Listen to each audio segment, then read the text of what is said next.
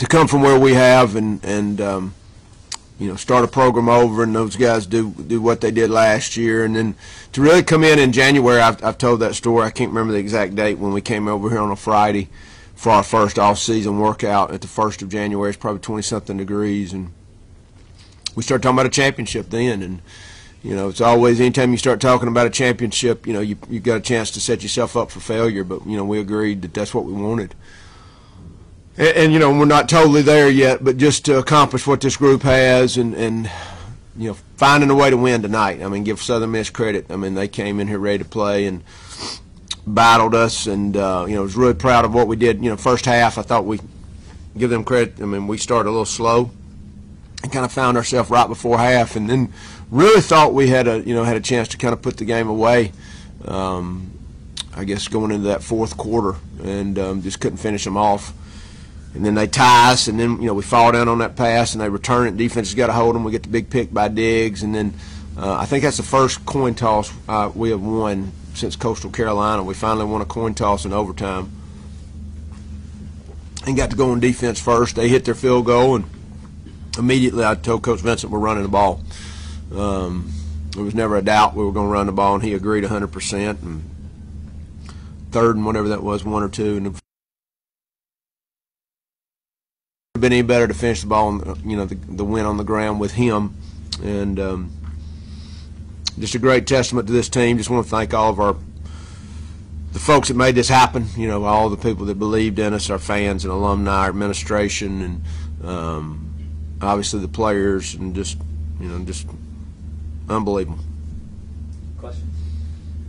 The punt block to begin the second half, you and I have talked about before. It's a big thing with some of these other guys who play special teams, like coming in and preparing like their starters and being able to get plays like this. But would you agree with Spencer Brown's assessment that it was kind of a play that kind of swung that momentum back towards y'all's way, because y'all had only scored 7 points in the first half, and kind of swung it back y'all's way, and y'all were able to take the lead there in the second half? Yeah, I mean, special teams is such a big part of everything we do, and our guys embrace it. And I think that's been even a bigger change even from last year when I thought we had a good special team unit.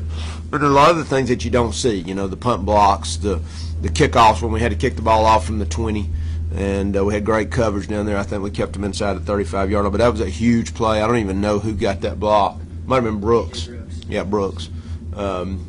We saw some things in their punt scheme that we thought we had another chance. I mean, now that's 3/4 now that we've making a difference. And I think they held us to a field goal. But it was just the way we were starting to play after the touchdown defensively. That one drive they scored, they took it down there and scored on us, but I mean we had multiple 15-yard penalties, which was another issue. But I thought the defense played really well the second half, other than that one drive. So what'd you tell the team in the locker room? For us, really, it's a matter of coming in, making our adjustments. I think they know. They knew we had some things we needed to fix. I think we'd kind of found our way in the second quarter and made a few adjustments, and then it's just, are we going to finish? And we practice all these things. We practice starting fast. We practice taking a halftime and finishing in fourth quarter, and we even practice overtime. So, I just like where we were at halftime, even though we were behind. I felt like we'd kind of found our way. We had to make one adjustment defensively, that we had made really in the second quarter when they got up 13-0, and but I was proud of them in the second half. That looked like us, And what about in the locker room after the game? It's just I think for us we got to celebrate on the field, and these things are so hard to come by, and to get out there and enjoy it with our fans, and it's just I'm just so proud for our fans. What they've had to go through for so many years, and to fight their butt off, and really and we said all the time we're in between these two powerhouses in the state, and we've got these unbelievable fans, and so that this is really for them. A lot of times that's who I feel pressure for, because I want to do good for them, and it was good to get to share that with them, the band, the cheerleaders, and be out on that field. And we came in the locker room, it was great, but we've got more football left to play, and so we got we got another big game next week, and of course the middle game will be huge. Like I said, I don't know records, but I'm assuming we need to win that one if we're going to want to play at home. But I will say I breathed a sigh of relief to get this one behind me. So there's no other words for it. It's just it was huge. It's that good.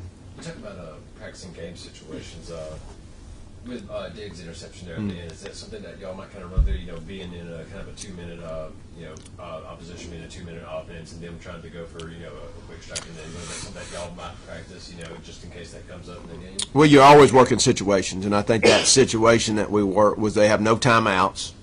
They're a little bit outside of field goal range, so we knew they were going to take a shot, and that's one of those things where we talk about playing over the top, but we were in 2-man up underneath, and he got over the top and made just a great play and ended the game. I mean, I didn't want him kicking at a field goal. I don't care how far it was.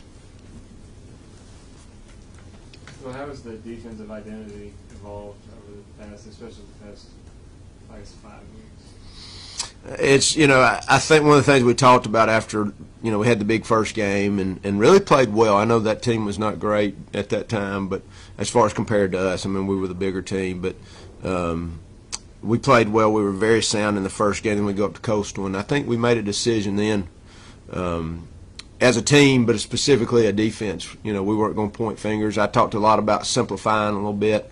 I think we simplified before we went into that Tulane game.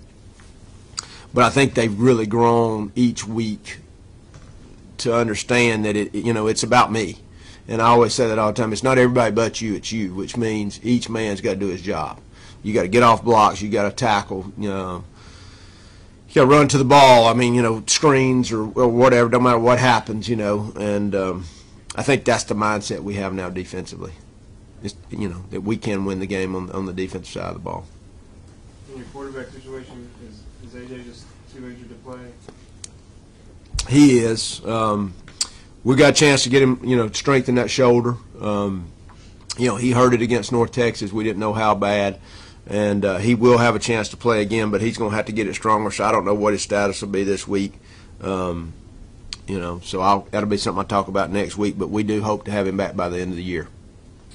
Speaking of Tyler, playing tonight, he had 3 picks, but and I talked to you about this earlier this season. He had a couple of picks there, like in the Tulane game, but and it's the resolve these guys have. And did you see that kind of resolve come out of Tyler? After throwing those first couple of picks, and even that third one near the end of the game. Exactly. One of the things, just kind of like Joe, I was alluding to Joe a minute ago, the resolve or the grit or whatever you want to call it, that we just said there's nothing going to get us down, and that's hard.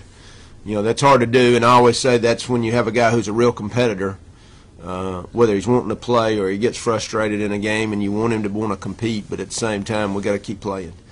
And both those quarterbacks have that. AJ, terrific job of leadership over on the sideline, stuff that won't show up in any box score.